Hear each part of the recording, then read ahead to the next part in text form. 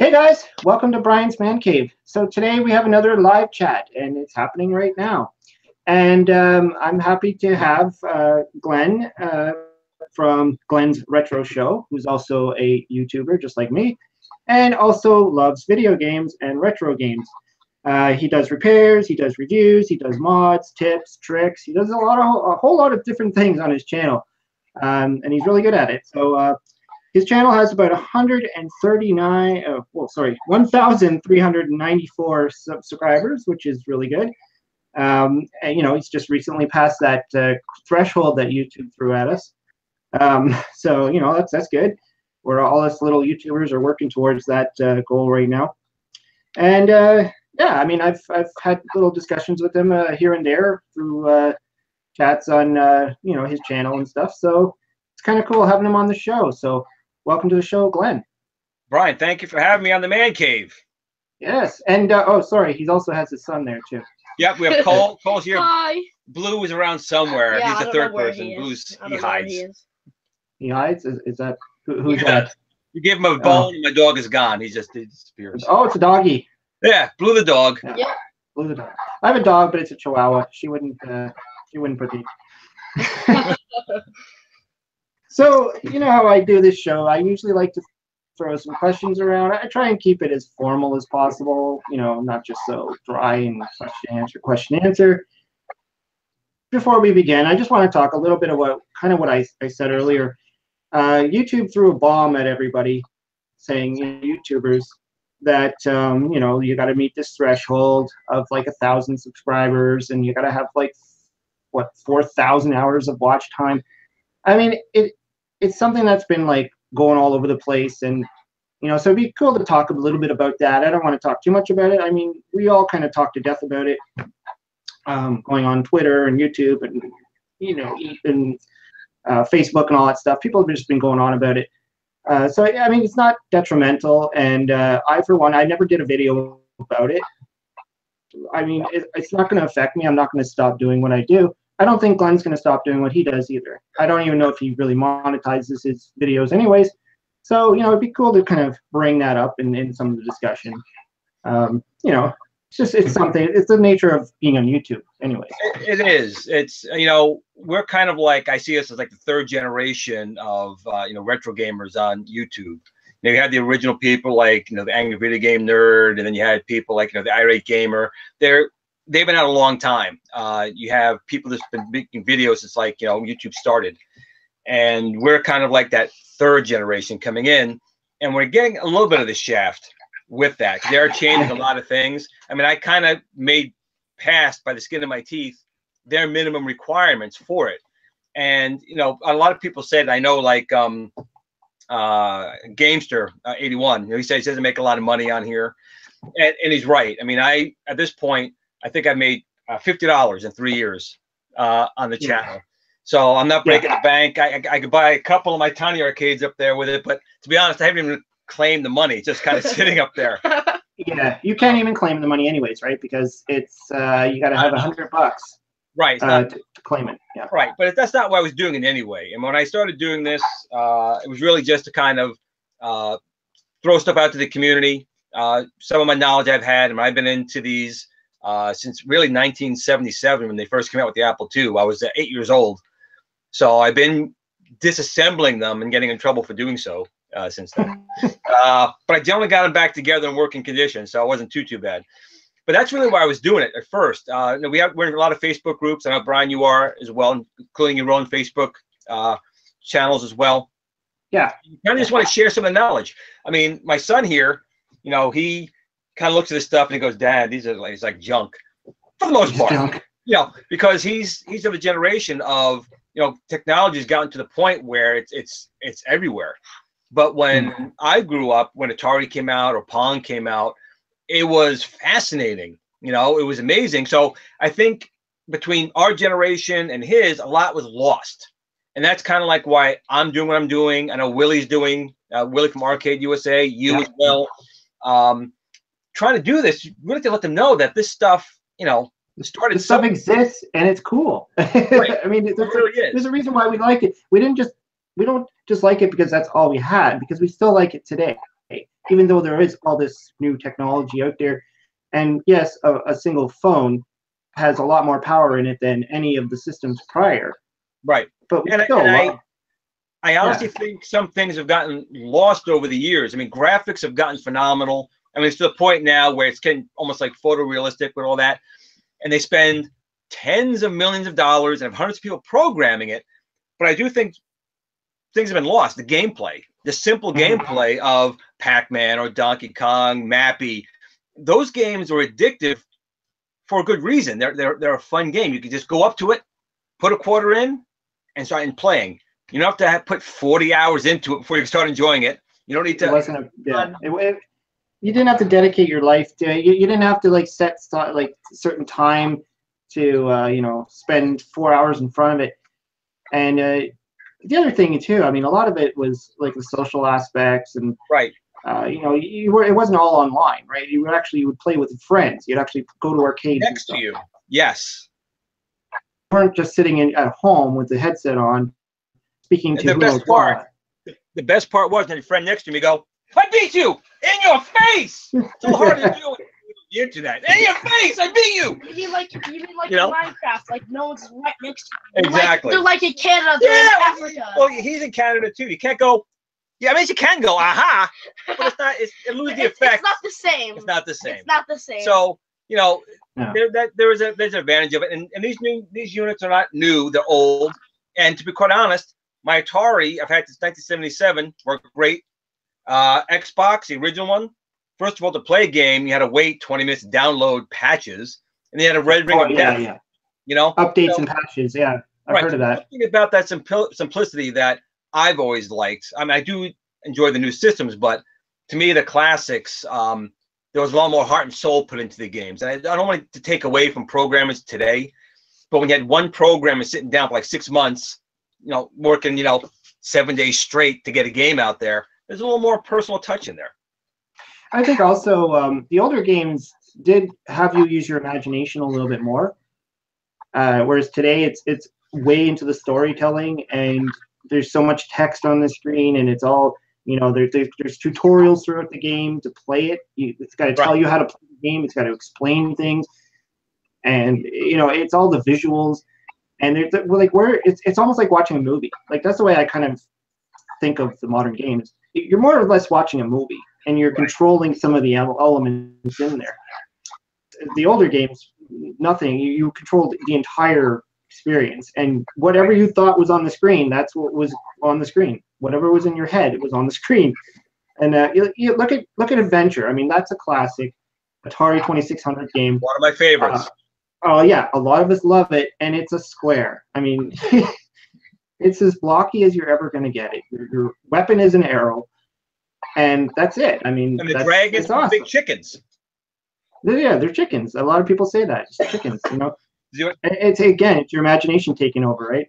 What do you want to say? You want to say something? I want to say like the games that I play now. Whenever you come in to see like I'm playing like games, you're always like, "This is too easy." Like when you were younger, all the games were like so hard. They had like no end, but now they do. And I'm so used to it being so easy, but I'm saying it's hard. But you're saying it's like That didn't mention that. I remember, and it was a game for the Wii U. It was the Mario. I think Mario World.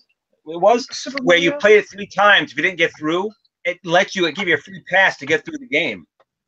That was not improving your skill. What game was it? Which Mario was that one? You remember? Was that Super Mario 3D? Yeah. On the Wii U. So if you did a level like 3 times, you didn't get through it, the game gave you a free pass. You just walked through the level. I mean, that's wow. Oh no, that's Mario Galaxy. 3D World just gives you another life. That one. Well, it takes away from you trying to better yourself in the game. That's what the old games did. You had to get better. Free pass. Yeah, I understand that now, but I heard that about the Mario Odyssey, and I've heard a few people say it that the game is very easy. It's very short. You complete it really quickly, and then what? Like and I've kind of felt that way with a lot of like even some of the Nintendo games. There were certain games you would play, you'd get to the end of it or whatever, you'd complete it, and you're like, now what? Put it away. Right. You're not going to just like you don't just get up in the morning and say, I feel like just playing a little bit of Zelda. You'll never do that, right? And if you do, like if you play say 10 minutes of it and then you put it away for a few hours or weeks or something, and then try and come back to it. You're like, where was I again? Oh, let's just start again. So you got to dedicate yourself. Yeah. Right. Atari was designed. You could put this thing in front of you. You could have a whole bunch of games, and you're just like shuffling them in and out. And like, I want to play Donkey Kong now. Play that for 5 minutes, 10 minutes, whatever. Have fun. Take it out. Put in Miss Pac-Man. You know, that's pretty much the idea, right? And that's how I play Atari now. I mean, I don't sit there. I know there's a lot of players who do play for hours on end, because I watch these scoreboards, and people like my good friend James Campbell, who's like a wizard at some of these games. You know, he can master playing like Miss Pac-Man or things like that. That I would just be like, oh, I'm losing, and then take it out, put something else. You know, I think I'm one of those kind of games. I'm just like, okay, forward, next. Well, that's why you watch me suck playing in this game. That's why you have those videos. Yeah, watch me suck at this game. Yes, and actually, it was kind of funny. I thought the reason why I came up with that was I'm like, you know, always thinking of new show ideas and just ways to do it. And I'm like, I don't want to just be that. I'm just going to put in a game and show you how good I am. And I thought, well, I suck at more games than I'm good at. I thought, and it just came to my brain. I was like, why don't I just do a show or a segment where I just show how bad I am at games? And it's kind of funny, because some of the regular shows I do, like the similar games or the comparisons and stuff, and I'm playing it, I'm sucking at that too. And so I'm like, you know, I could have just very well had this one watch me suck at this game. But I mean, that's the point, though. You're not like, if you're always good at it, you're never gonna have that much fun, right? Right. Like, if you're always like the master of the game. I mean, it's good to have the challenge. It's good to, especially the Nintendo. My neighbor across the street, Mary Parker, in fact, she's a Kaboom. I mean, we try all the time. She bests me in Kaboom all the time, but then I nail her at Asteroids and Pac-Man. So we go back and forth. But she always wants to play Kaboom, and she beats me. Yeah, Kaboom. Kaboom is one of those games you either have it or you don't. I mean, I think I'm okay at it, but you know, I'm one of those people that'd be like, oh, maybe it's my controller. You know, is it me? Is it the controller? Like the last video I did, and you know, I keep making the same mistake where I leave it on. I don't switch the difficulty. So I'm playing with the smaller buckets. Right. I keep getting. I think it's the Atari dude keeps commenting I do that, and I did it on the last video. I did Kaboom, both videos where I left it on hard. Yeah, good luck like, to you, man. I don't want those things that wide. I don't want that. I need that. You should play on that. That would be fair. She needs a handicap. That'd be fair. So let's get into some of these questions that I usually talk about, and I don't know if you already answered this, but what really inspired you to make this channel? Like, was there any real reasons?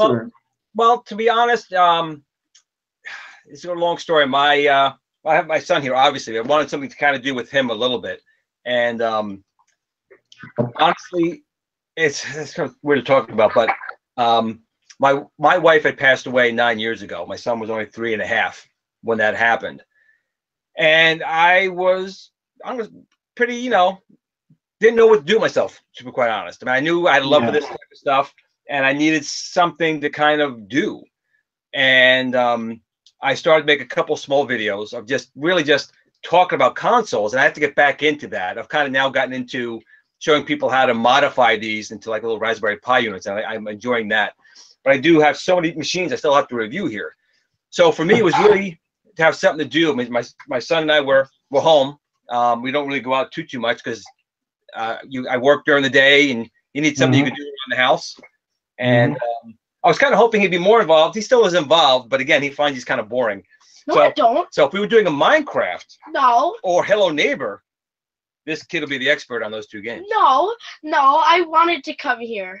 Okay. Well, that's when he started doing it. But he doesn't relate to it as well as you do. No, because I think I'm not used to it. I think this kid, when we grew up, was just different. I mean, it was something new to us where they had it from day one. So to them, it wasn't as special as to us. Like, I feel bad for kids today that there's no arcades like we had when we were kids. I know, I miss those. Into the pizzeria with the cigarette smoke and the beer on the floor and just consoles and machines everywhere, begging for a quarter because you only had $2 and you went to play. So I know. There's just some things to miss. So I'm trying to bring some of that into the channel and hopefully spread that out a little bit. I think the same. Willie's the same, right? I mean, Arcade USA, that's what he's doing, right? It's all his passion. He loves the video games. He wants to talk about them. He wants to show off all these old systems he's got. And a lot of people aren't aware of it, right? They don't realize. I'm sure a lot of this generation don't realize that there was a full generation before Nintendo. Exactly. I keep seeing and hearing, retro gaming and stuff. I see all these YouTubers who are, I'm a retro gamer, and all they have is Nintendo and up. Right. Like, do you not have an Atari? And it's like, Atari. Yeah, they have no idea. What? I think my grandfather had one, that kind of thing. So I guess that's cool that you got into it really just to, bond with your son. That's also cool. That was the plan. And I remember actually seeing a video on YouTube about like showing kids an Atari VCS, and they had like no idea what it was. They're like, "What is this?" Yes. And when I saw that's Kids React, right? Yeah, that's Kids React. Yes. Yeah. Exactly. And they do that with all these different things. They put I remember that one. They put the Atari in front of the kids, and they were like, "What is this?" And figured it out, and then they gave them the cartridges, and they're like, "Here," and then they're like, "What do we do with this?" And and the funny thing is when one of the cartridges was ET, and they were totally lost, and it's like, it makes sense though. I'm like my daughter. I try to get her into video games, and she's 8 years old now. And I started her off on things like the Nintendo and Atari. Because we don't really have, I don't have an Xbox. I don't have a Switch or anything modern. Probably the most modern system I have is the Wii. And that's going on, 8 years now or something? Yeah, about. I mean, I remember I bought that. I bought it when she was, still in the cradle, And I remember I couldn't really play it too often because I was too worried I was going to whack her in the head when she was crawling by or something. I got some holes in the wall from that one. Oh my god! So, when I was coming out of the bathroom, he was chasing me or trying to take my room. I tripped over my towel and I went slam right here, right into my wall, and the dent is still there. I put a big hole in the wall. Put a hole in the wall. But you were just talking about how. Now the Wii controls you've been throwing into the walls when you weren't winning. The Wii remotes. I got lots of holes in the wall for him tossing Wii remotes into the wall. Also that too. Well, they have that strap. You're supposed to put the strap on, right? We didn't have that when we played Nintendo and stuff and got mad and threw the controller. Honestly, I never got mad at video games until I started playing Nintendo. I remember that. Playing Atari. I played a lot of Commodore 64, so maybe I got mad at some of those games, but once you hit the Nintendo phase, that's when, that term Nintendo hard actually seems to ring some, truth to it. Some of the games like Battletoads just infuriate you. And that was Ghosts and Goblins. That game. Ghosts and Goblins, yeah. Or Castlevania. I mean, you think Castlevania is easy for the first level, and then after that, it's like, what? And at that point, you want to slam the controller. It's a good thing Nintendo makes good quality controllers because I'm sure they've been bounced off the ground plenty of times. Unlike the Atari controller, where if you threw it, you might damage. I'm sure it's the plastic on those start to break.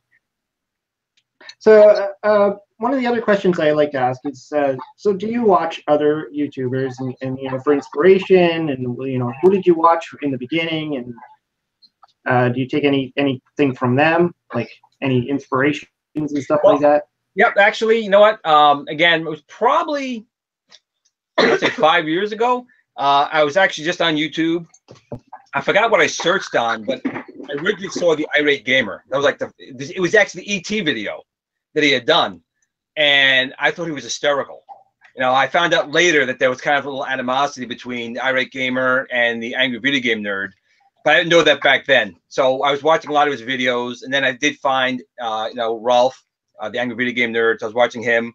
Willie, Arcade USA, found him. Mm-hmm. So those are the ones I was liking, and I also Vectrex Rolly. His videos was kind of like what I wanted to do. He makes a little bit of a story beforehand. He gets into the show. He's got a problem with his wife trying to find out his games. He's trying to hide them when he gets them in the house. So those are ones I kind of took a little inspiration I guess, from when I did this, and it's kind of turned into its own. Again, like with you, I don't have a lot of great equipment right now. It's a cell phone or whatever I got around to make the videos, and time. I would like to put more time into it. People don't realize that even a 5-minute, although my videos are generally longer, but if even a 5-minute video could take you hours of editing to get it the way you want it. So it's just difficult to really sometimes get things done. I tried to do one a week. Usually I was doing every Thursday to get one out. And then now it's kind of like maybe every other week if I could do it, just because it's hard to get the time to get it from here to get it created and then editing it and then pushing it up. Yes, that's actually it's very much the same with me. Like I try to do 2 a week, and it's the same idea. I find the time from when I get home from work before you know my wife and kid come home, and then it's like, okay, I got this amount of time to record because you know I have the whole house to myself. I can do whatever I need to do. I can be as loud as I need to be. I can, you know, think. And so it's like going downstairs into my man cave, and I got my camera with me, and I just, you know, start. And all day long, though, it's always running in my brain. What's going to be my next video? What am I going to talk about today? You know, sometimes I put out little things on Facebook, you know, like any ideas or suggestions. And I've had a few people actually help me, like the similar games. That was totally from someone mentioning how certain games are similar, and it just clicked. I'm like, hey, similar games, cool. You know, so I always get help from a lot of the viewers. And so, but yeah, the editing time is the killer. I mean, that's where you got to get into the software, depending on your computer, the speed of your computer, right, and just getting that video, you know, rendered, and then you have to clip it, and yeah, that's the fun part. And it's like you might have spent 15 minutes recording, but then you spend 3 hours like editing it all together. Exactly. That's it's time consuming. But I enjoy it. I love it. But it's time consuming. Some people don't realize that. Like, when's the next video coming up? It's like I'm working on it, doing the best I can. Yeah. And that's the other thing too. A lot of the YouTubers are streamers, right? So they don't deal with this stuff, right? Right. Like doing this live chat is fairly simple. I mean, I set it up, and then it's discussion at this point, and then when I'm done, it goes to YouTube automatically. I don't have to do anything. And streamers who play video games live, they just hit the record button and then they start playing. Right. So when you do videos like us, you gotta be thinking ahead of time. And sometimes I actually record like 2-3 videos on the same day and kind of mix them all up, and you know, then I have time during the week to edit, and then you know, I can launch them when I want. I took advantage of that recording, and you forgot something, you have to go back and now record something, take everything apart, do it, and go. Yeah. Luckily I haven't had that problem. I know I've done a few goofs where like I've left the light on, and then through the whole recording you see this light bulb. So then I don't notice it until I go to edit, and I'm like, oh, then the whole video is garbage. I have to throw it out. Yep. You know, that kind of thing. Yeah, and you know, so far I've been lucky, and I don't think I've ever actually recorded a video not liked it, so I haven't been in that phase either, or you know, where you kind of get through it and you're like, oh, this is kind of crap, and then you're like, now what do I do?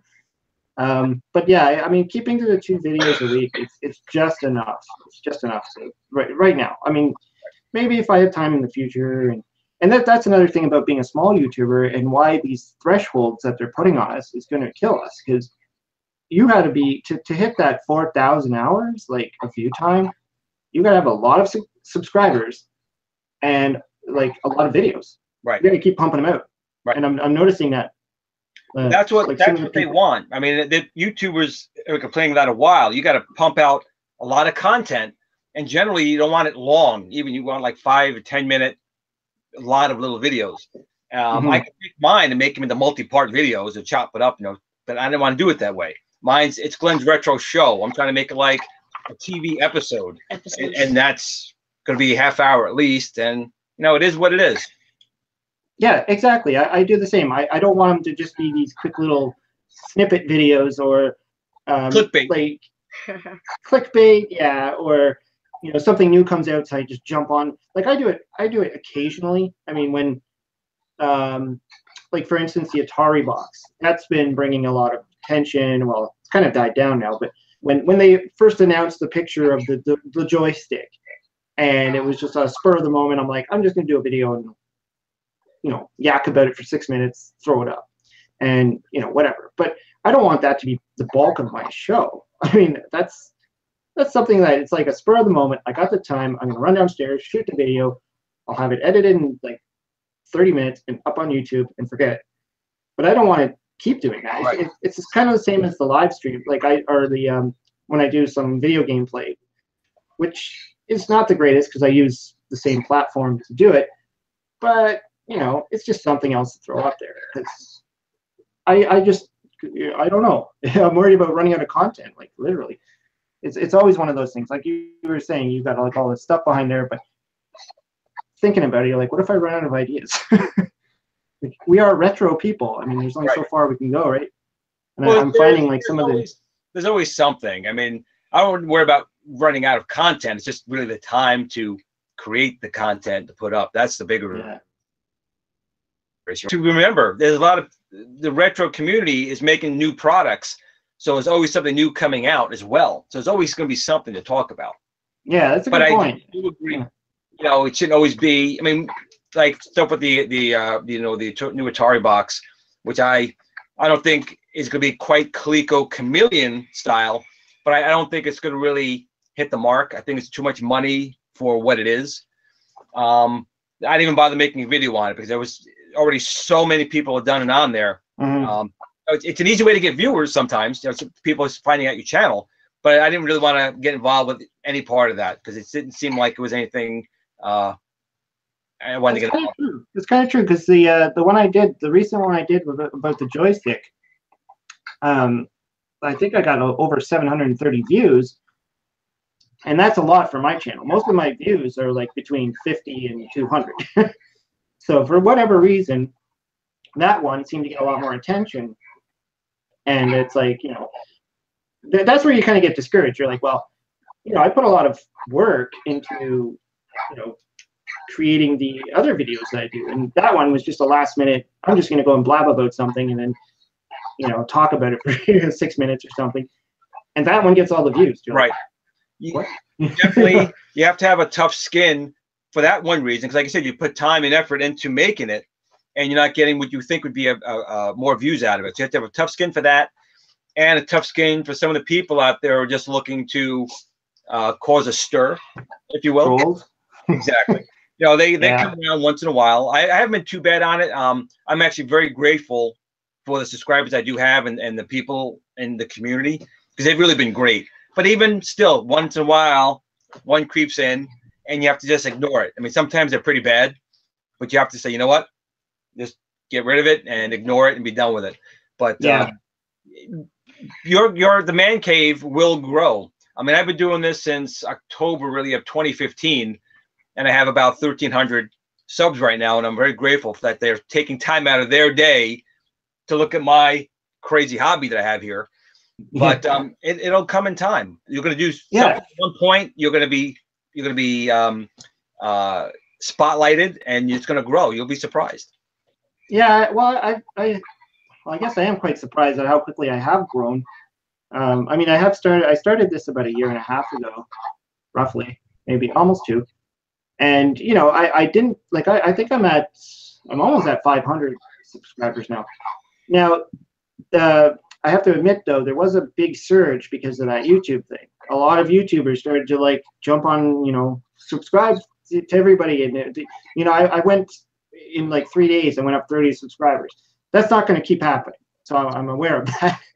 But the other thing I'm trying to do is to stop worrying about it, like to stop thinking about it, you know, because I'm starting to notice that too. A lot of like some of these YouTubers, they're just going on about their subscribers and stuff, and I don't know if it matters. Like, of course it matters, but to sit there and always go on about it and be like, hey, I'm at this amount of subscribers and subscribe to me, and you know, you're kind of pushing for it. And you know, it's kind of like, you know, the Patreon thing. you know, should you be constantly reminding people you have a Patreon? Because some people they're like, I don't care, you know, I just want to watch your show. Right. You know, so things like that. A lot of people aren't going to care that you have all these subscribers, right?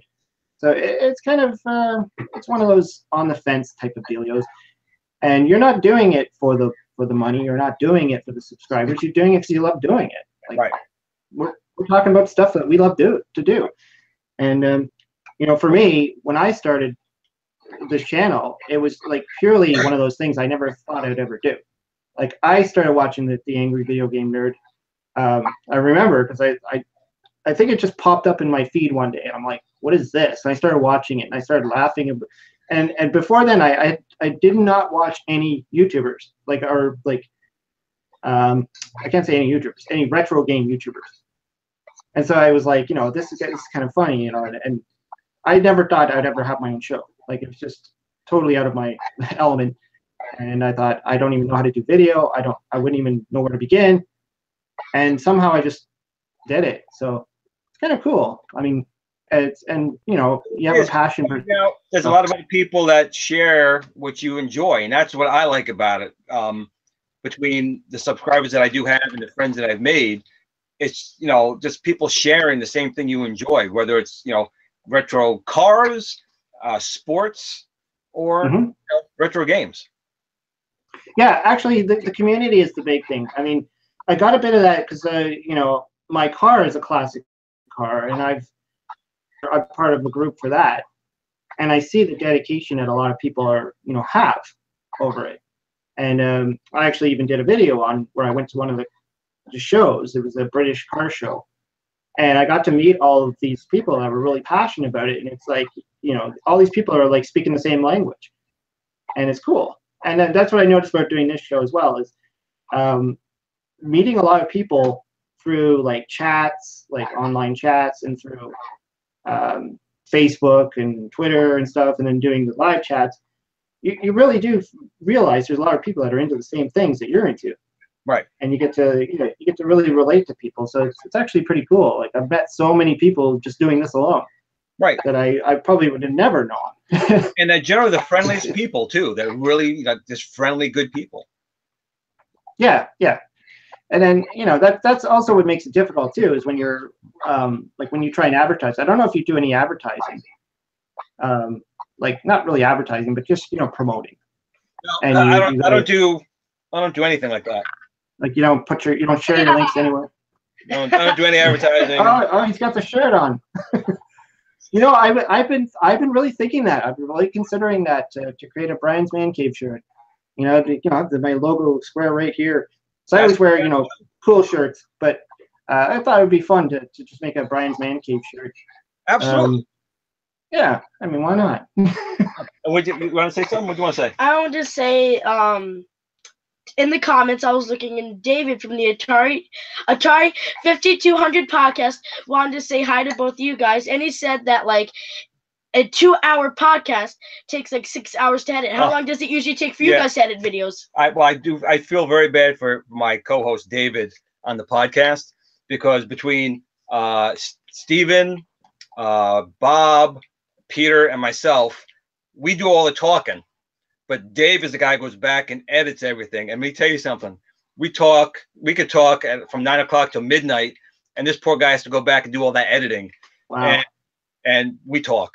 So I feel for you, Dave. I feel because he sits down and he pounds it out and gets it over for us to put up. But as far as us, I mean, I'm not sure about Brian, but if my episode's half an hour, depending on what it is, it could take 6 to 8 hours of editing to get it right. Usually the parts that I'm in, those are the ones that usually like work on a little bit, because when I'm doing like the stuff. Yeah. And the most retakes when you're in it. Well, because you make me laugh all the time. That's not my fault.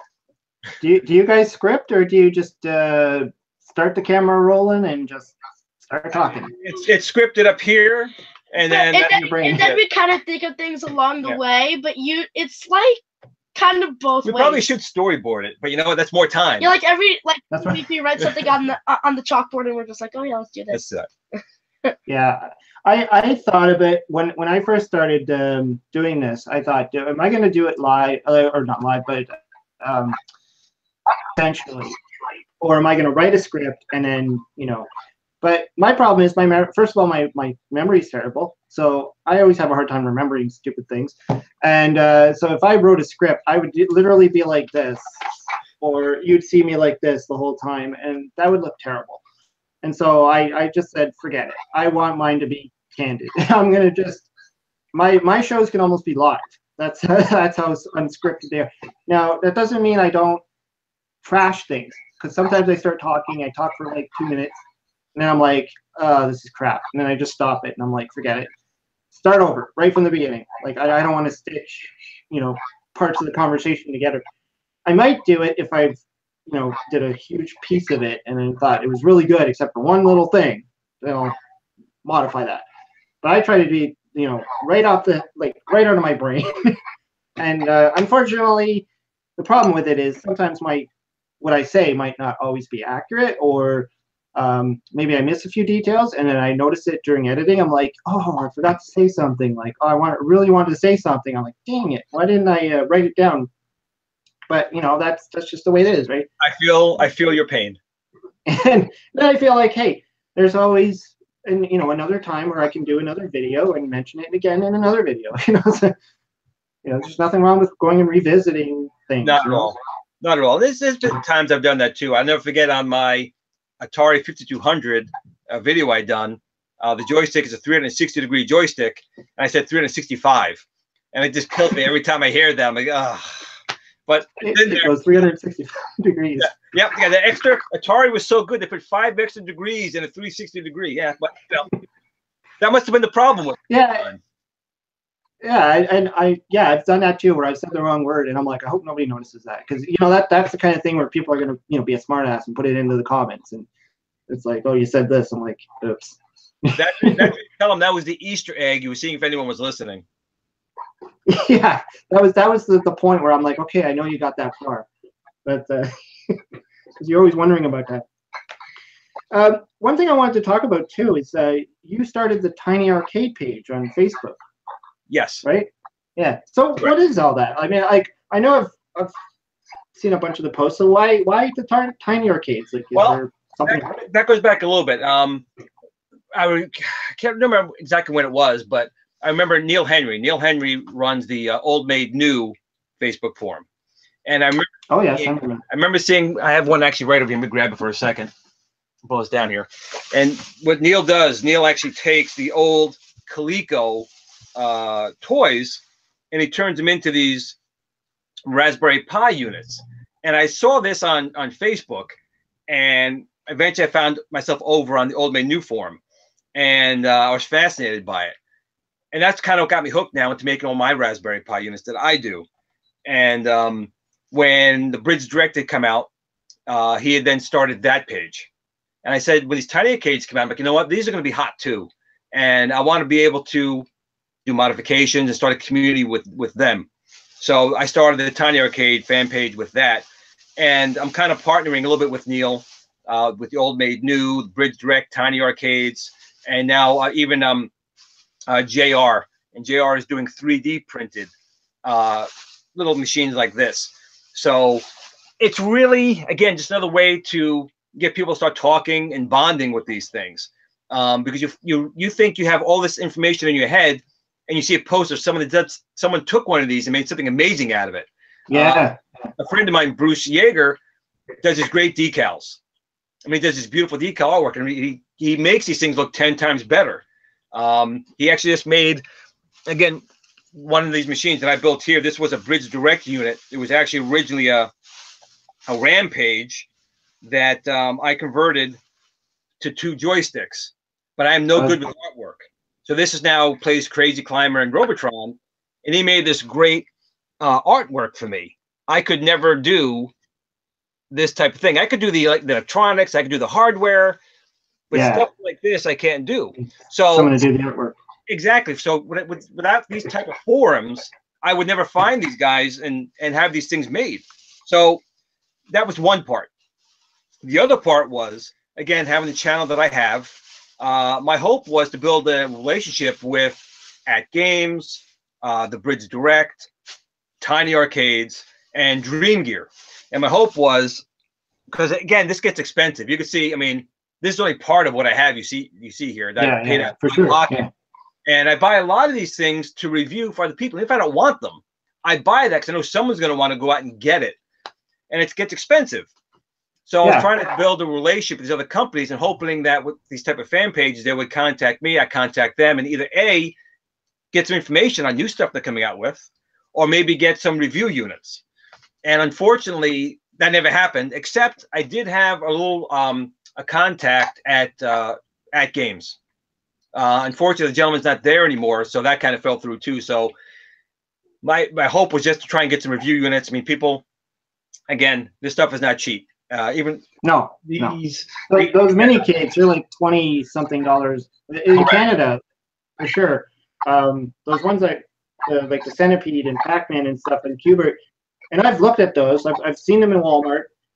We don't get the good ones, the good packaging ones. We get the crappy ones with the blister pack thing, and they're like $24 or something like that. Yeah, and I know the Canadian for one, it's it's not as good for you guys, and I'll have to admit the blister pack ones for what they are not bad. The other ones are nicer, obviously, with the LCD screens, but they're more of like a $15 to $16 thing, and definitely not a $24 thing. I feel bad for you guys, and I've actually contacted them as well about stuff like that. How do people in Australia, England, because people contacted me, and Canada, because I have a lot of friends now in Canada, believe it or not.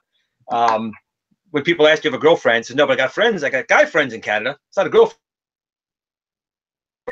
It's hard for you guys because you kind of see stuff that we're getting here in the States, and it's really surprising. You guys are just over the border, and you can't get the same things. It's those little ones, those little mini ones. I keep seeing them, the really, really small ones. Right. And I don't think they sell them here. Like, I've never seen them. There's only where I am in Canada, I'm near Toronto. And the only stores that I know of that sell these things is Bed Bath & Beyond, right? Which there's only like one in like the entire area that I have to travel to, or Walmart, and they don't really carry many of them. And they just recently started carrying the Minicades, right? They just started carrying those, and I believe the last time I was there. I don't go too often, but the last time I was there, they had the At Games Sega Genesis for like $100. Was that the HD one, the high definition one, or the standard? I think it might have been high HD. I kind of picked it up, and I'm like, it looked like the original Sega Genesis. Yep. Okay, that's the new one. Had the card slot, and I'm like, $100? Like this is an emulator, isn't it? Yeah. I kind of put it down. I'm like, that's insane. And then I went to Bed Bath & Beyond with my coupon because we get flyers in the mail from them. Right. They give us 20% coupon, and I flew down there and I picked up the Atari Flashback 8. Right. Because that was the one I wanted, the one with the Activision. But we didn't get the option for the HDMI one or the what is it, that gold one, or all these fancy ones. I was able to get, again, from At Games, I got actually a prototype, which I have actually right here. I actually had got an early prototype of the Flashback HDMI, and people always ask me, why is everything in bags? And the honest answer is dust. No matter what you do, that's a good plan. Dust always comes around. I can't get this out of the bag here. So this is an early prototype of the Flashback 8 Gold, and what I don't understand is the HDMI port on the released one, they put on the side here. Yeah. But on mine, it's actually on the back. So this was like, it was kind of nice that I had gotten this. I tested it, but it was very early software. It's very buggy and doesn't play very well. I understand that the new one plays better, but I have literally, I'm going to turn this over here for a second so you can see. I already have quite a few flashbacks, and I have more up here. Wow. So I wasn't going to spend $100 on the HDMI ones. I was kind of hoping to get a review unit, and I would have reviewed it for them because I've done all their other ones. But that's where I start to be like, you know what? It'd be nice if the company who I've been advertising for so long would say, okay, you know what? Let's get him out there and show him our support because he's been supporting us. And I wouldn't spend $200 for the Atari and then the Sega one. I wasn't going to do it. So That got reviewed anyway by other people. Yeah, yeah. Like I've seen reviews on the Sega one, well, the older one, anyways, and a lot of people were complaining that the sound wasn't right and stuff like this, and I'm like, okay, I kind of like I'm going to avoid that. I have a Sega Genesis and a Master System, but I actually just noticed that I don't have a lot of Sega Genesis games. Time to buy I thought I did, but I was like, maybe it would have been a good thing if I picked this thing up, because I thought I had more games than I really do. I think I have like a stack. If you're thinking about it like that, you have to spend $100 for that HDMI version in Canada, you're better off buying the Genesis EverDrive with an SD card, and you'd have every game you want and be playing properly. That's true. Yeah, that would be the other alternative, is to get an EverDrive. Because yeah, I do have the hardware. I do have the cartridge. I was actually almost considering getting the one for the Atari too. But I think the only thing I would use it for would be maybe the prototype games. Right. Well, because I pretty much have all these games. The 2600 and the 1700 have so much homebrew that it's worth it just for those. The homebrew. Yeah, they have like the Pac-Man 8K is a phenomenal version of Pac-Man that they released that back in 77, 78. Things could have been very different for Atari. The homebrew ports are just pretty amazing that they're making. Even Donkey Kong VCS, you would not believe is coming out of a 2600. You would think it's coming out of, say, the ColecoVision. It's not quite that good, but you look at it like, wow, that's coming from a 2600. It's amazing. So the Concerto cartridge, I recommend flash carts to anyone. I have one for my Vectrex, my Atari and television, my Coleco. The Atari Max cartridges are great for the ColecoVision as well. They're well worth the money that you spend on them. I almost considered buying or thinking about the Intellivision one. Because of LTO, D2K. I think LTO Flash. Is that the one, LTO Flash? Yeah, because of D2K. Like, I don't have a cartridge for it. The programmer, Carl Mueller Jr., actually sent me the ROM to do a review on it, to do a comparison video. And so I actually did I think I did 2 videos on that game because I liked it so much. And I was like, I wish I could buy the cartridge, but it's kind of it's not cheap. Right. And someone was like, why don't you just buy it, the EverDrive or whatever it's called, and just that. I'm like, oh, I never thought of that. That's actually kind of a good idea. Right.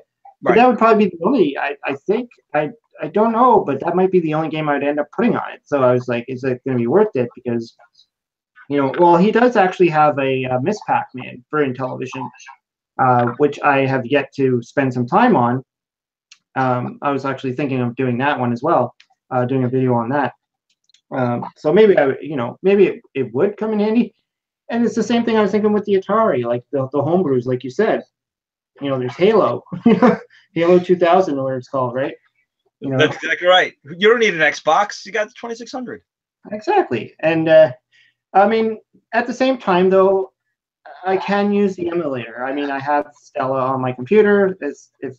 For people who don't know what Stella is, that's a emulator for the Atari. You load it into your computer, and then you can play ROMs on. But then I'm using joysticks that are not Atari joysticks, and I don't know. At the same time, I don't mind game pads. I have game pads for my computer, but I don't have an Atari joystick for my computer, and that's how I like to play my Atari. I don't. One of my beefs with the Flashback is using the gamepad, right? Or the Flashback portable, I should say. Yep. And actually, I was really big into emulation back in the 90s and early 2000s. What kind of killed it for me a little bit was, again, my neighbor, Mary Parker, was playing Kaboom. She hadn't played it in years. I said, let me throw it up on my computer here. And I actually have the adapter to plug real paddles in to the PC. But we were playing it, and there was absolute lag. I mean, there was definitely some lag in gameplay, and she noticed it, and I noticed it. So sometimes, even with emulation, you can't beat the original hardware. Other times, it's fine. I mean, a lot of games are fine with it. But sometimes a little quirkiness that you really want to have that real hardware to play it the way it was meant to be played. And of course, on actually, a terrible CRT screen is also the way to go. Actually, yeah, I remember having that debate. I think it was for a Nintendo thing, and it was for the game Punch Out, and people were saying you can't play that on an emulator because there's certain fighters, especially Tyson, where that split second actually matters, and the lag you'll get from an emulator, you'll lose.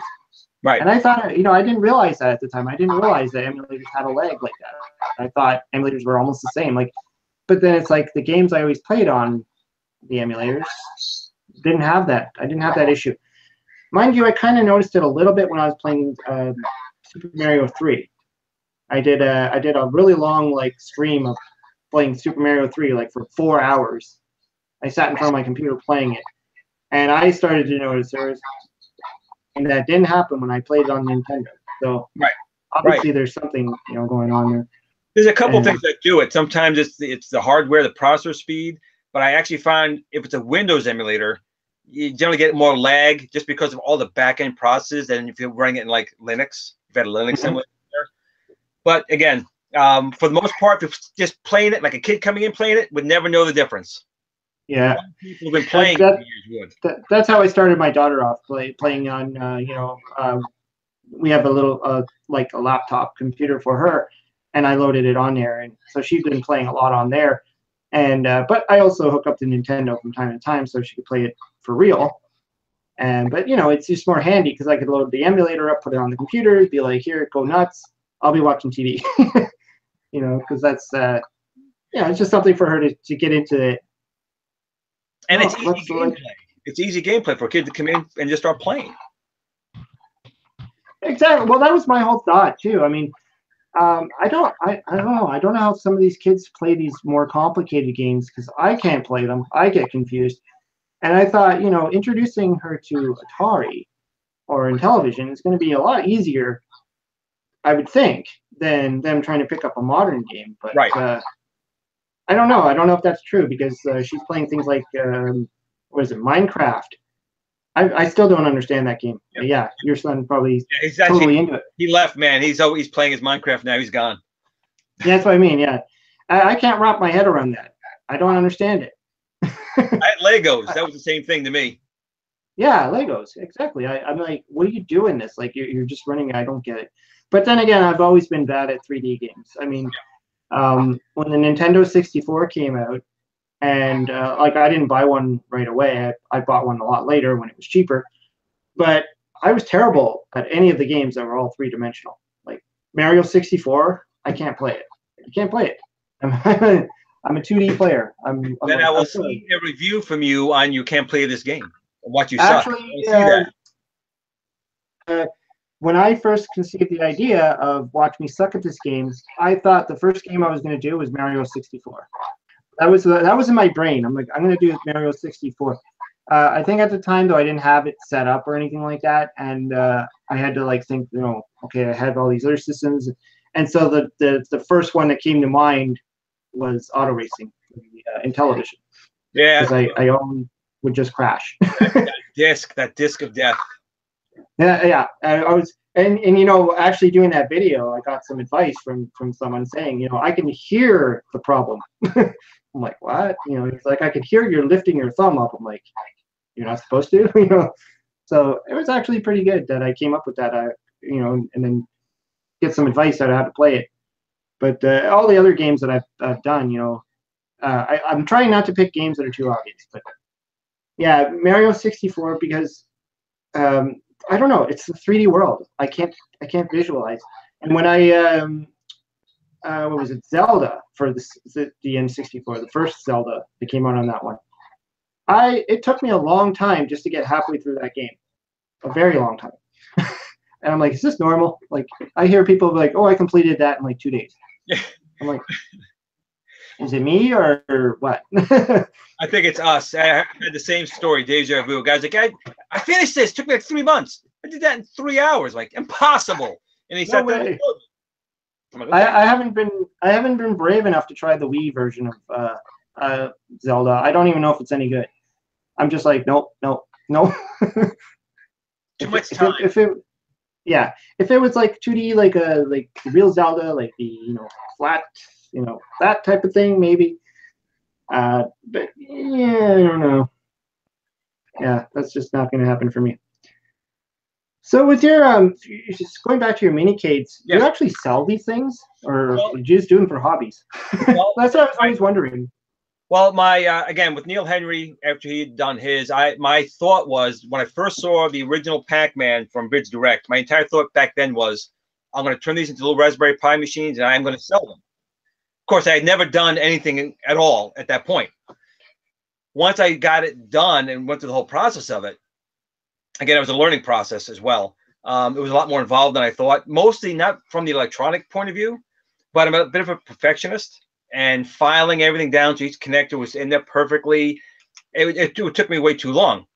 And actually, Neil actually came to me at one point saying, "Listen, Glenn, I don't want to step on your toes. I want to know, will you be selling these, or if not, I'm going to." I said, "Neil, you could sell them," and he is. So he's actually offering. If you go into the Old Made New forum, you can buy the Bridge Direct versions of. He did Mappy and a few others on there. It was just too time consuming for me between work. The videos, there was just no time to do it. But with that being said, I do have my first 3D printer coming probably next week. Oh, that's cool. Oh yeah, surprise! Surprise! So It's like a lot of the work is on the back panel. So if I could do a 3D printed back panel, I may revisit that and start making sellable Glenicades at that point. Glenicades, eh? Glenicades is what I call them. But if you want one right now, I can't recommend more than enough to go to the Old Made New forum on Facebook. His name is Neil Henry. He's a great guy. He's a fellow Canadian. He does it with the Coleco size, and is now offering the Bridge Direct size. And in addition to that, another friend of mine, RJ, from I think it's RJ Arcades, he's 3D printing phenomenal units. His name is Ray, actually, and he is building a Tron unit. He's just getting them out now. He built the joystick. He's got the spinner. He's going to do a Star Wars version. He's doing some amazing stuff, and you can also find him if you go to the Tiny Arcade fan page or to Glen's Game Gurus. The links to Old Made New and Jay's builds are there, and there's beautiful work that those guys do. I can't quite get to that level yet.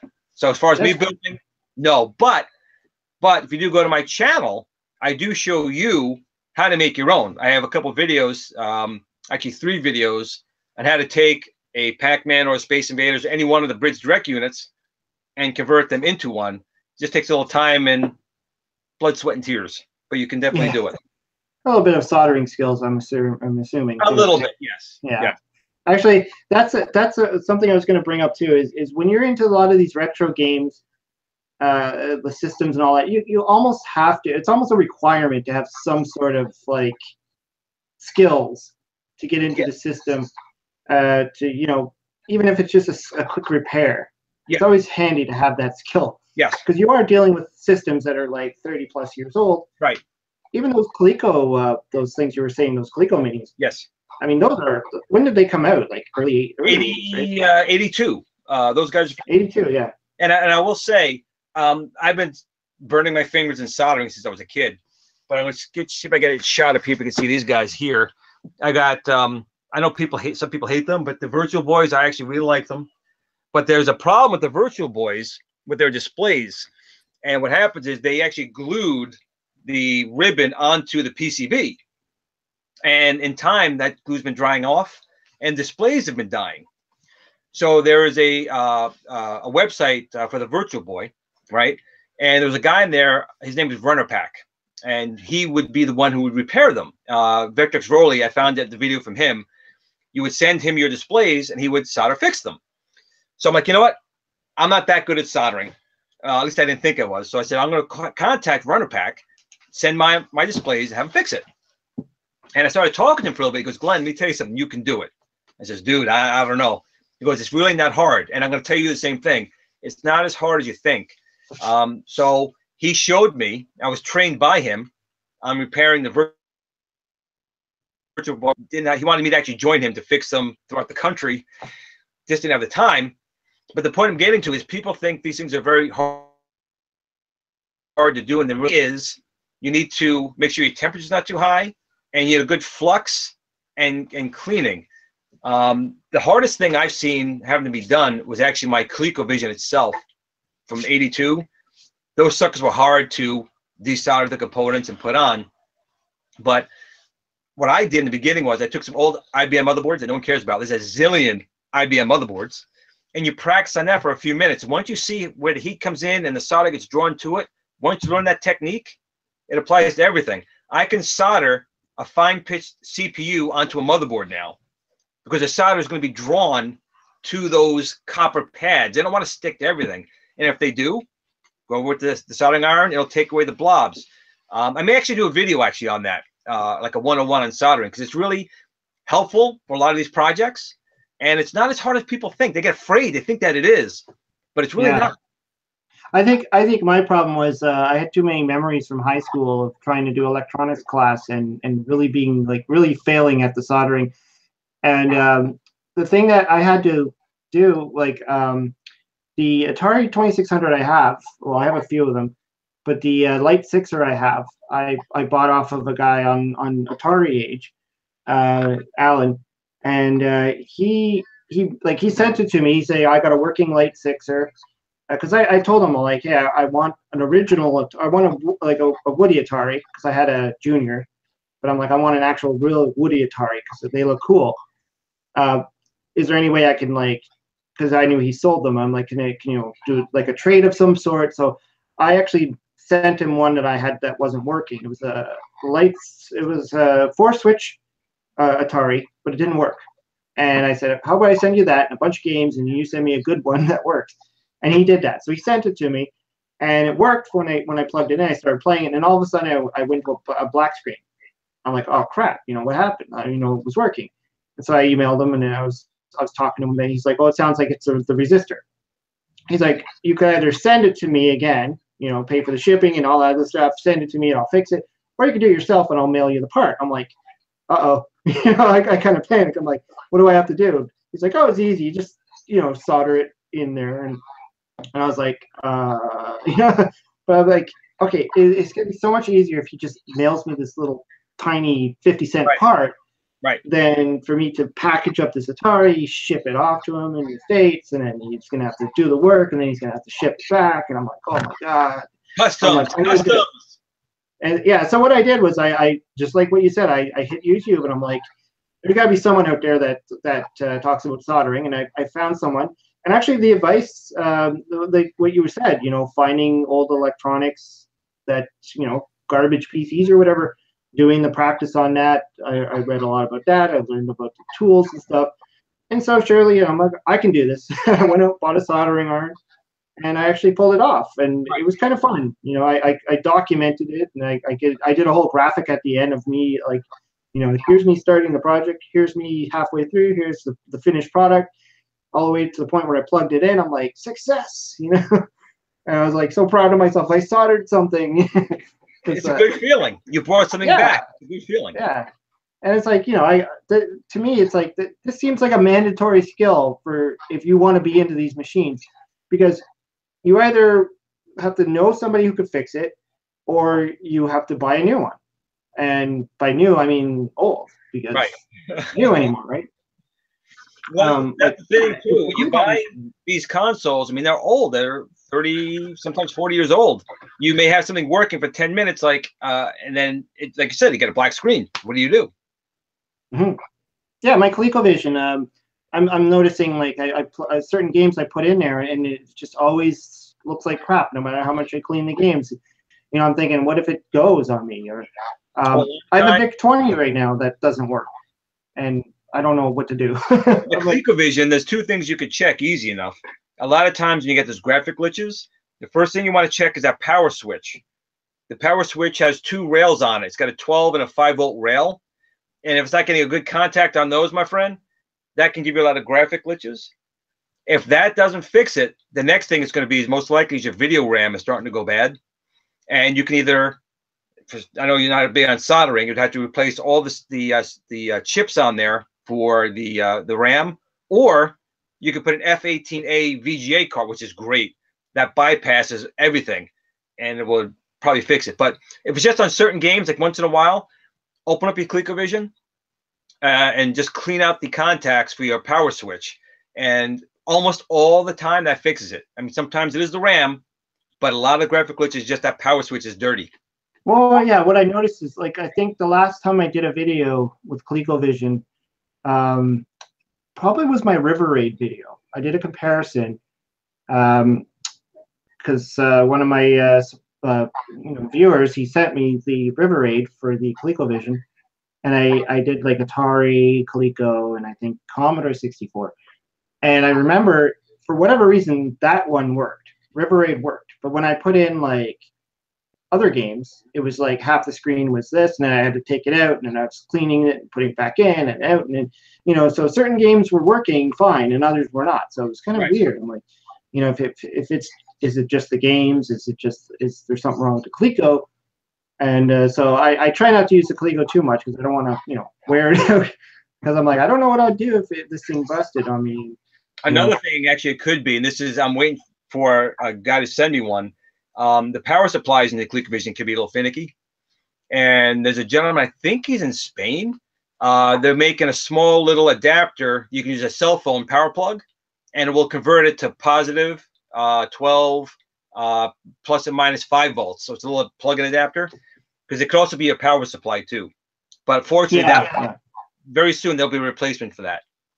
Yeah, I was thinking of that too. The power supply on the Coleco, like that big brick thing, and they're not easy to come by, are they? They're not, but it won't matter very soon. They're gonna have a replacement. But I'm just thinking, my podcast guys might get mad at me. I'm talking too much about ColecoVision. I don't know about the 5200. So, next question. Yeah, well, it's gonna say, like, the other computer I have, the VIC-20. I don't know if you work on any computers or if you just stick to consoles. No, got a computer. But yeah, the VIC-20 I had, for whatever reason, it just went blank on me, and like I didn't use it very often. The last time I used it, it worked fine, and then I went and plugged it in, and blank screen. I'm like, what happened? Like, what died between? I had it in a container. It's not like it's been sitting out and using it. Well, when you say it like that, you know what it could be, honestly. Well, even when you leave stuff alone, you think it's being kept safe. All electronics have capacitors, and when you don't use capacitors for a long time, they tend to dry out. And when they dry out, either they'll pop, but when that happens, you get a really horrid sulfury smell. But they could also just not allow power to go through, and they won't turn on. So it is possible that by leaving machines off and not putting them in and turning them on once in a while, those capacitors dry out and they have to be replaced. And that's going to require, again, soldering. Yeah. Well, and also knowing what the parts are. See, that's the other thing, too, like to be able to diagnose where the problem is. Like, you also have to have that knowledge to use those ammeters or whatever voltmeters, and, to find out the broken part. Unless you can tell by the symptoms on the screen or something like that. Sometimes when you open it, you'll see if something burns, like a capacitor, or popped. Sometimes it's easy to see something like that. But again, sometimes it's not. Yeah, I was trying to do that with my Atari 2600, the 4-switch one I had beforehand, which never worked. My friend gave it to me. He gave it to me with, he gave me that. He gave me his Gemini, which I foolishly got rid of. I don't know why. I kept the controllers because I thought this is cool. Joysticks, they're nice. And I flung it because it wasn't working, and I thought, it probably just needed cleaning, but whatever. Okay, that was stupid. So he gave me those two and a bunch of games and stuff, and I was always trying to get this 4-switch to work, and I was looking on YouTube at videos, like repair videos, and looking for this, and there was like, it could be this problem, it could be this problem, it could be cleaning, it could be this. I could never get it to work. I'm like, forget it. And so the guy Alan Singer, he's on Atari Age every once in a while on the Facebook group. I noticed he fixes them, and I thought maybe he'd be interested in it, and that's why I just did because that's what he does. He buys Ataris from like garage sales, flea markets. Unfortunately, I don't see those around here. I don't. It's very rare when I run into an old system. I mean, even the I used to hit all the thrift shop. Oh, I still do, but I mean, back in the day, I used to hit the thrift shops, and I would find them all over the place. You'd find these things. I bought my Intellivision, one of my Intellivisions there. I bought the VIC-20 there. I bought a few Coleco things. I bought the accessories. What is it? The trackball. I bought that from a thrift shop. Don't see them anymore. So. Well, when you do now, they think it's gold. They want like $1,000 for it. They're crazy. That's true. Yeah, yeah. They have their they have the glass case, and then it's usually an auction item. You can't even buy it. Like you have to auction for it, and it's like. But even with those, like the only thing I'm seeing on those is like the Wii. I see a lot of Wiis. I see PlayStations, Xboxes. But you hardly ever see Atari. So I don't know where this. I guess in the States you guys find these a lot more readily available. I don't know. Maybe they for whatever reason, or maybe it's just the area I live in. Maybe I don't know. It could be. I mean, around here, I don't really see anything at all. I mean, actually, what I'm looking for nowadays is the old TV sets with the tuners on it. You know, when you just get hit going click, click, click, click too fast. You know, I used to have tons of them. And, you know, you got rid of them because you got the flat panel screens. But now I'm thinking back, you know what? I need them. I have a couple, but I want an old Angry Video Game Nerd, can't stand it, clicker set. And only goes up to like so many channels. Yeah. You used to go click and actually hit in the head. Not so quick. But yeah. The kids of today will never know the pain. Yeah. Right. Yeah, they won't. You had to get what? You had to get up to change the channel? Really? Yeah, you did. There was such a thing as UHF and VHF. Yeah. It was always good going to UHF and just finding a weird channel. Like, oh my God, there's something on there. Be like the all 24-hour Poco network or something like that. Yeah, I know what you mean though. Those old CRT TVs, they're perfect for video games, like for retro gaming, right? Right. I actually hauled one off the lawn of one of my neighbors. He put a big, huge CRT TV. And he luckily left a sign on it saying I work, and he left a remote with it and everything. I'm just like, hey, take it. I just ran out the door. I'm like, mine? Because I'm using, the one my parents gave me, and they bought it when, a long time ago. And it still works. It's like a Sony. It's the one I use on my videos. If you watch any of my gameplay videos where it's a recording of the screen, this TV is like got to be at least 20 plus years old. Still works fine, and I love playing video games through it because like it's easier to connect to it. It's the flat screens are all right, but honestly, these TVs are. Honestly, the old CRTs, the lower resolution makes the classic machines look better. When you can probably I get them to work on the new screens, they just don't look as nice. They're stretched out. The pixelated because it's too high res. You need the NTSC or PAL low resolution crappy display to make the consoles look the way they were supposed to. Yeah, the non-wide screen too. I mean, when it, especially if it tries to stretch it to the widescreen, and it's like you see Pitfall, and it's like what? Like what am I looking at there? And the thing is, I've always been worried about that TV downstairs in my man cave stop working one day because it's old. Right, like we were saying with the systems, eventually the TVs die, and what are you going to do? You're going to fix it? Can you fix it? And will I have to resort to buying a flat screen TV? So that's why I grabbed this one. I'm like, it's going to be either I'm going to replace it or use it as a backup. And but it's funny that these TVs still work fine. Yep. And we're on, we're on our second TV in the last, 10 years. We're already on our second flat screen big TV thingy, and it's starting to go. Like I just bought this TV about 4 years ago, and it's a flat screen, and it's got this black right through the middle of the screen. You can see the shadow. It looks horrible. Like you put it on Netflix, Netflix has the red screen. Yep. Oh, so you see the red screen and you see this black shadow going right across the middle of it. And I'm like, seriously, I just bought this TV like 4 years ago. To me, it's brand new. Yep. Why is it already? And it's showing signs of problem. Things aren't. I'm like, I'm gonna. They're not made to last anymore. They're just not. Yeah, they make them cheaper parts or whatever. I don't know. Nothing lasts. I'm like, crap. Now I got to buy another TV. How much is that going to cost?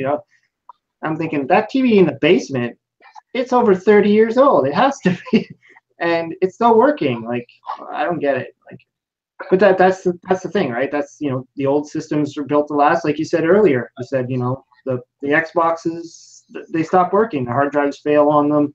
Yep. People throw them out already. They're on their second Xbox, or they buy the Xbox One or whatever the latest thing is that comes out. And things aren't designed to last like they used to. No. It's just so. Yeah, I guess we should start to slowly wrap this up. I guess it's been about what, hour and 20. That's it. That's it. We're just getting started. I was gonna ask you another question. Is what else do you do with your spare time, if you do it, if you have spare time? Because I know that a lot of us we have a lot of similar hobbies and stuff. So it's always interesting. Like, what else do you like to do on your spare time, like, well, other than just games? To be honest, this is it, right? This is what I do. He's always saying, Dad, stop! Give me some attention. Or dog hasn't been fed in a week. He's got to eat. He's playing Donkey Kong. Yeah. So it's this is mostly for I do have some drones. My dog loves trying to grab them out of the sky. I'll try to do a video on my dog attacking a drone. Oh, but that's really it. Between work, feeding him, house cleaning, and this, yeah. I do like my old classic TV shows, like, you know, Space 1999, Battlestar Galactica, Star Trek, Wars. Star Wars, $6 Million Man. Geek. So I try and, you know, sit down and watch some old episodes of those shows. Those are things I just enjoy. Tried to get him involved, but he looks at it and goes, I like Star Wars. Everything is like, eh. No, I like Star Wars. You like the new Star Wars or the old Star Wars, or you like them all? I rather prefer the old Star Wars. Yeah. I got really upset with the new movie. You didn't I like got it? really emotional. Yeah, Oh. I'm not liking where they're going with some of the character. It was still entertaining. I liked it, but I'm a classic. I was 8 years old when Star Wars came out, and Empire and those things, and I just feel like they're, you know, I don't know. I have some issues with the new ones. Just don't spoil it for anybody. I'm not. Yeah, well, George Lucas didn't really want to continue past episode 6, right? Like, well, he should have not done. Didn't he say he's not going to do 7, 8, 9? Like, he said that. What he should have said was, "I'm not going to put Jar Jar Binks in episodes." That's what he should have. Yeah, I think the prequels are completely you know, their own world, right? Because that's where they're going back in time, and there's a lot of storytelling that almost didn't need to be told. No. I think that's what I've read. You know, like, people weren't really interested in the whole intergalactic. It was actually that show. Was it The Toys That Made Us? Have you watched that? Yes. On Netflix? Yep. The first episode, all about the Star Wars, and they talk about how episode 1 was so disappointing because people are like, who wants to sit there and watch all this political drama? You know. No. You know, this is episode 4 started right off in the battles. You know, things were already shooting. There was, you know, action going on. Whereas episode 1, it's like, okay, now we're just going to give you this backstory. We're just going to talk about, you know, why everything is the way it is. And, you know, sometimes maybe we don't care. Yeah, sometimes more is not needed. You don't need to know all that. I agree. Yeah, I mean, there's a reason why a lot of stuff ends up on the editing floors, right? Because it's like, okay, whatever. So I kind of like the newer movies. I know some of the people are really, they don't like it. They're like, whatever, you know, it should have never gone past 6. And but I found I kind of enjoyed, like, the last one. I just saw it in theater not that long ago. You know, I couldn't go out, just like, you know, you're saying, life happens. You don't have time to just run out to a movie. And so we ended up seeing it, like, after Christmas. And I didn't mind it. I kind of liked the 7th one a little bit more. I don't know. Maybe it's the character development or something. I don't know what it was. I don't know if you're still... Did I lose you? Uh-oh. Maybe...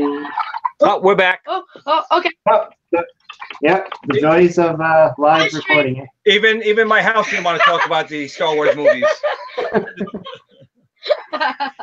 Well, hey, we made it an hour and 24 minutes without any disturbance. Not too bad. Yeah, I mean, when I did my first live cast with Sonia, we had a problem within like the first 15 minutes. And it was a freak out moment because I'm like, I never did this before, and she wasn't used to it either. And we're like, what do we do? I ended up splitting it into 2 videos. Kind of crazy. But yeah, like I was saying, no, I was just going to say, like, I actually enjoyed episode 7, and I'm on the fence about 8. I think I know what Cole's saying there. You know, it's a little bit, they're going in, I think what they're doing is they're saying, okay, time to move the direction into, into this way and open it up to a whole new world of characters, and then Disney can just go nuts and they're trying to dilute it. The old, and I understand that. I thought I could think of ways it could be done. I thought, again, it was still entertaining. I still liked them. It was an enjoyable movie. Yeah, and I think what. I tried to watch, what the heck was it called? The Rogue One? Yep. I tried to watch that, and frankly, I got bored. I don't know why. Maybe there's something about it. I never got through the whole movie. Well, it was hard. You kind of knew what was going to happen. I mean, it was you knew what was going to happen, but the storyline did get a little dull in a couple of spots. I agree.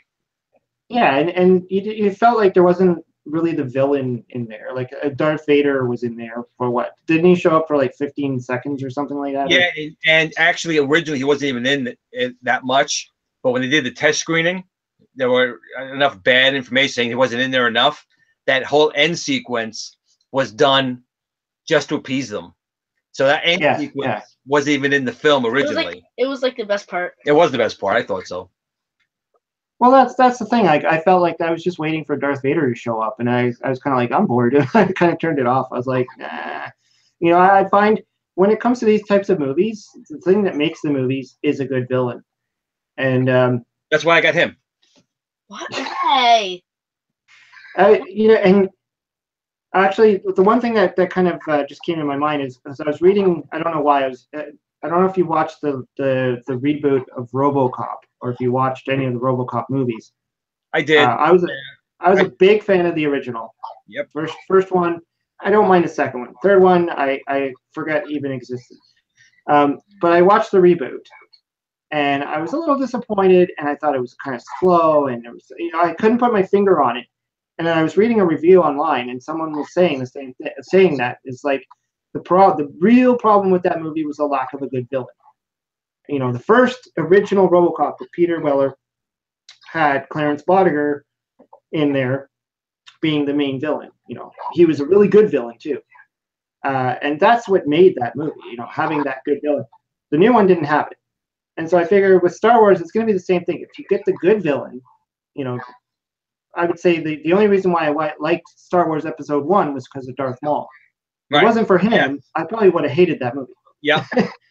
It's like, I remember watching in theater going, okay, get to Darth Maul.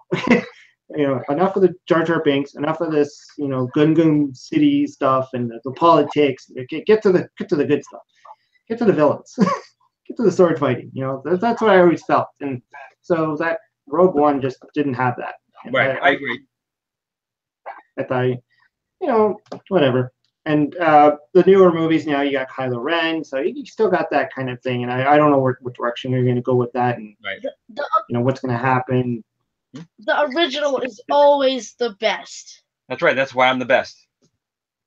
That's why Atari is always the best. That's why a lot of the old systems are always the best. You always make these modern systems, and I'm like, nope. I'll be playing with my Atari. That's okay. Anyways, is there anything you want to talk about that we might have left out? No, I think just the only thing I want to add is the same thing you probably say as well, is I'm just very grateful to all my subscribers and everyone out in the community that's been very supportive. Yes.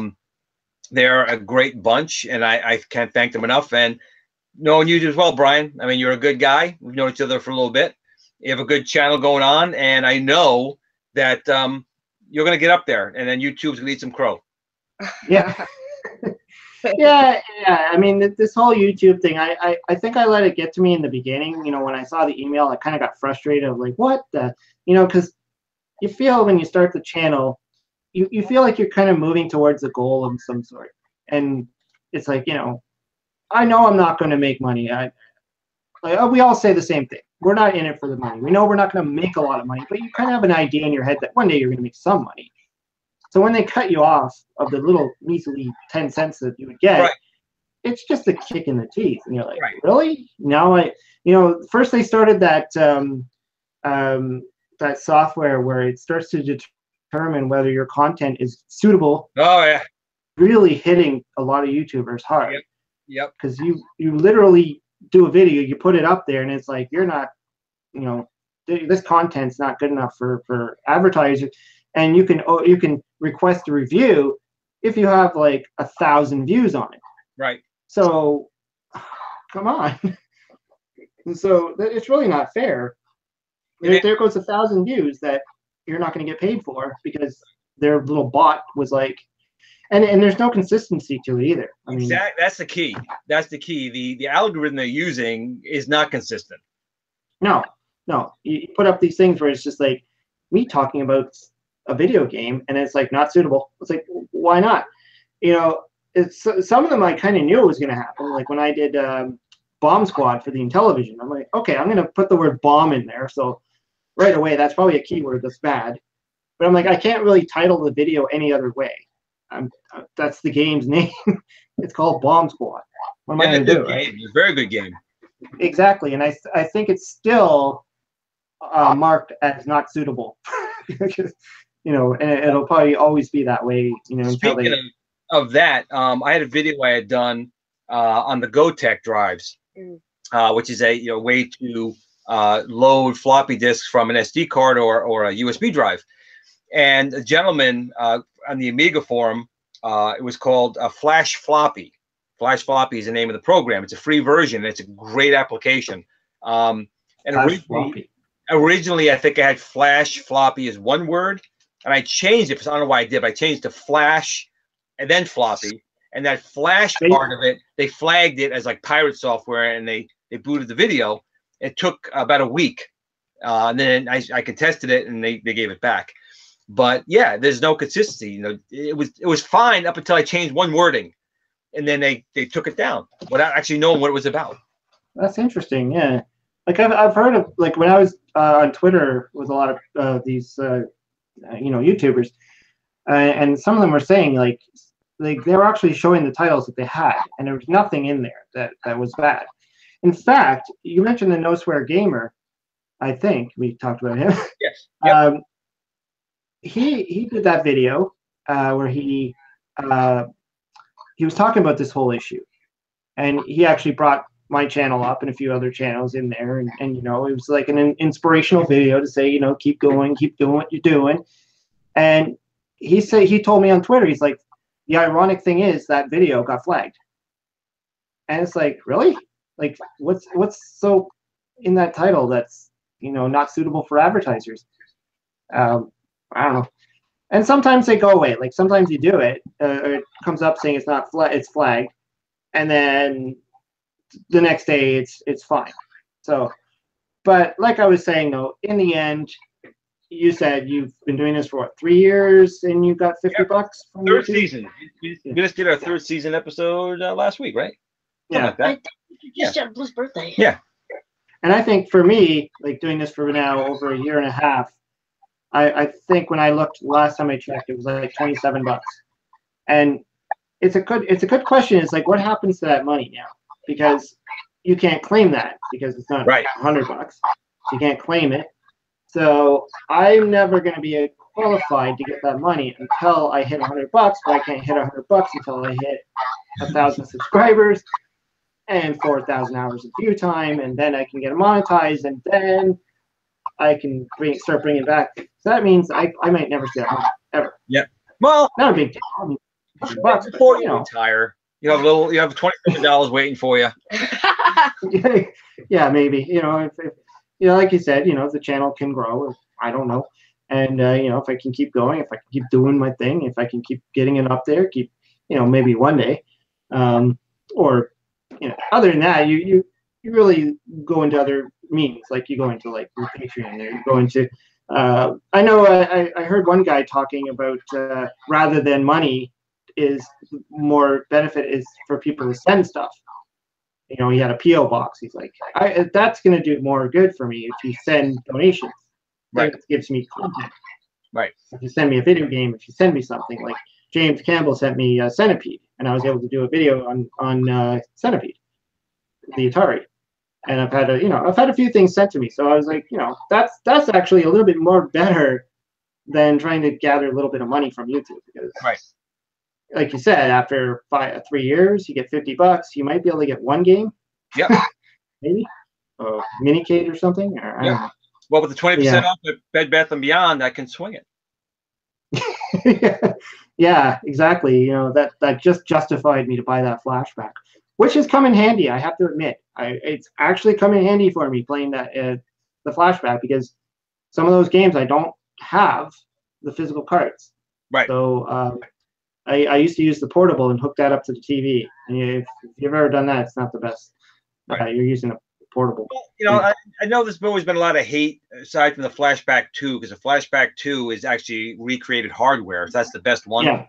But for what it is, I mean, you can probably get it on sale for maybe $30, maybe sometimes less, maybe a little bit more. But for 80 games, 2 joysticks, something small you can take. If you're on vacation, you pop a small flashback and want to take your heavy sixer with you.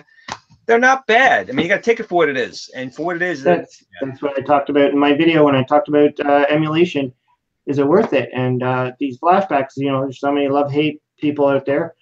A lot of people hate it. They're like, oh, this, flashback garbage, this emulation garbage. I'm like, how's it garbage? I can take that on the road with me and I can play. Are you going to pack up your Atari 2600 and all the games and all your equipment and get somewhere and hope you can actually rig that up to the TV? I mean, you could if you want to, but I can put the flashback. It's this big. Yeah. And it's, the last one, and I recommended the 8 because of the Activision. It's got all the good games on it. It's got, it'd be better if it had a card slot. Yep. I think everybody keeps saying that, well, games, please I would put a card slot in there. Flashback 9 might be some surprising things coming ahead. I may have heard something from a bird somewhere. That'd be nice. Because you can use the portable. You can use the portable. You can plug that into a TV. So, I mean, it's just, the portables, the SD card's cool. Like, most of the games work. Right. I've had a few that don't. I've heard, like, things like Berserk didn't work properly. Well, again, that's where it comes to the homebrew, because if you go on Atari age, there's a portable flashback SD card image on there. And I know Berserk has been patched and it does work. Yeah, and I heard the new one. Doesn't the new flashback portable work for it? I could be wrong. Maybe. Maybe. Yeah. I don't know. I got so many of these. I don't know. I got like 6 of these. I don't know. I got a whole bunch of them. 6 million of them. You know where I got them from? Bed Bath & Beyond with a 20% off coupon. No, that's no lie. I got a bunch of them. So I haven't seen the new one at Bed Bath & Beyond. Actually, when I was there, they didn't have it. I saw one in a video game store, in a classic video game, like kind of a retro game store. But it was like over $40-something. I'm like, I have one and it works. Yeah, that's a tough sell at that price. I just hope mine keeps working, because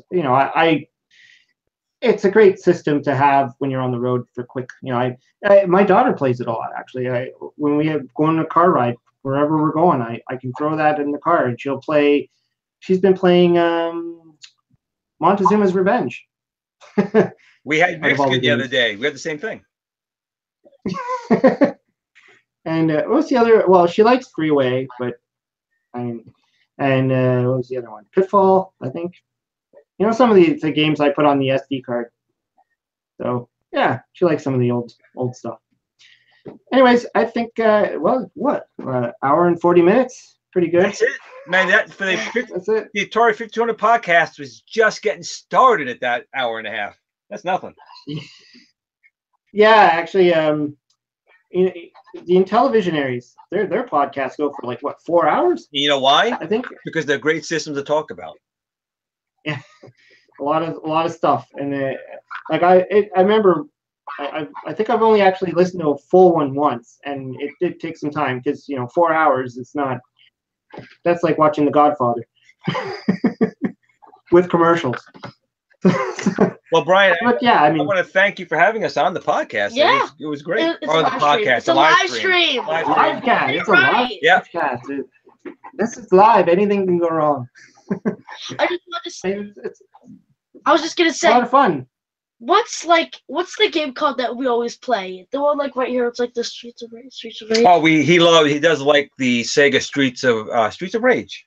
Yeah, that's my favorite Yep. game. That is a great game. It's my favorite game. We almost got to the boss. We were this close. We died. Streets of Rage, eh? Yep, great game. I don't know. Oh, you gotta Yeah. play that game. You gotta play You Streets have of Rage. to. It's the So what system is it? The Genesis. Oh, the Genesis. Okay. Yes. Yeah, that's what I was saying. I'm very surprised at how little Sega Genesis games I have. I actually just went through my collection the other day. I don't even want to call it a collection because it was like the handful was like this. I'm like, I got Taz, Kid Chameleon, Sonic 2, and the label's really crappy, and like Bass Pro or something, like a fishing game. I think I picked it up at a thrift shop. And what else do I have? Like very, very small handful. Well, there's no Sega collection for the Genesis that should be without Streets of Rage.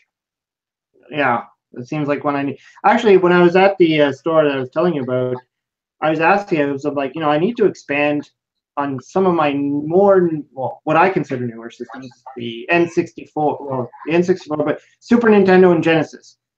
And I was asking him, I'm like, I like platform style games. I don't like, I don't mind RPGs, but I'm looking for some platformings, and it was kind of hard.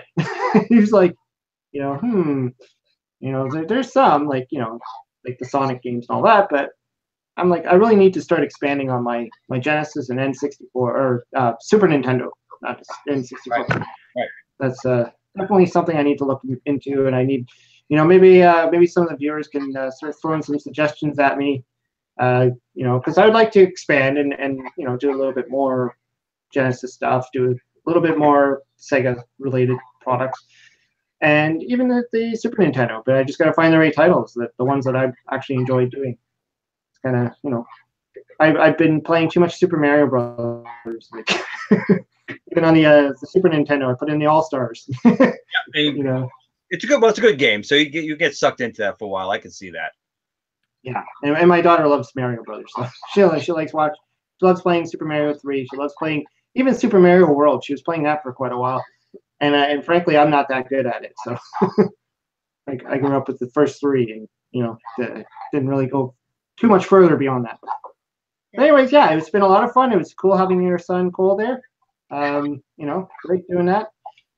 And yeah, it'd be awesome to maybe have you on again.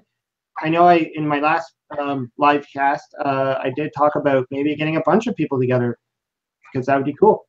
Yeah. So that might be an option. Have a bunch of YouTubers all going at it. We had maybe Happy Beard Games could join us, or anyone. Sean I just did last time. He was a cool guy. A lot of great talk with him. So it'd be cool to do that. And yeah, like I was saying, I'm not letting this whole YouTube thing bring me down, and I'm just going to keep doing what I do, and I'm sure Glen's going to do what he does. We're all going to do what we do. Yeah, Happy Beard Games is going to do what he does. We're all just going to keep on, YouTube is not going to keep us down. Nope. Anyways, I had a lot of fun talking. Thanks for being on the show, Glen. Thank you. I'm glad we had a huge chat turnout. I think this is probably one of the highest ever on my show anyways. I think we've had about 10 people on the chat. Nice. That's cool. Yeah. Thanks, everybody, for tuning in. I'm glad that, I'm sorry I didn't spend too much time on the chat. Like I said, it's hard to do that when you get involved in the conversation. And yes, this will be available on YouTube. So if you've just tuned in and you missed all of it, don't worry about it. You can watch it later. Anyways, thanks for tuning in. Hope you subscribe to all our glorious channels. I'm going to get some links off of Glen to put in the description below.